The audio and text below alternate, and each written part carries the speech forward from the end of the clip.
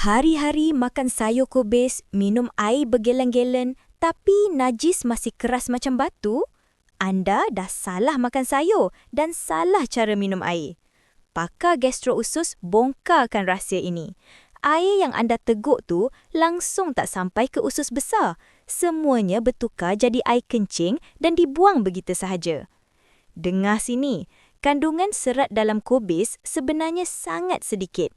Kalau nak usus bergerak, makan sayur berdaun hijau gelap macam kangkung, pucuk keledek atau brokoli.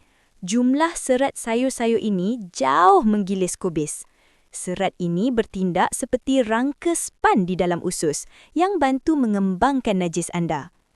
Tapi, kalau span tu terlalu kering, najis akan tersekat dan jam terus dalam perut.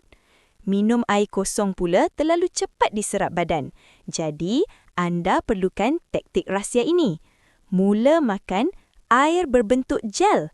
Contohnya, cincau tanpa gula atau agar-agar. Makanan jenis ini diserap dengan sangat perlahan. Ia mampu mengunci mati kelembapan dalam usus, memastikan najis anda kekal basah dan meluncur laju.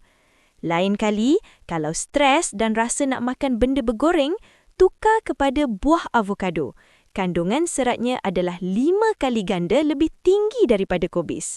Dan kalau anda ada minum kopi atau teh tarik, wajib ganti balik dengan segelas air kosong.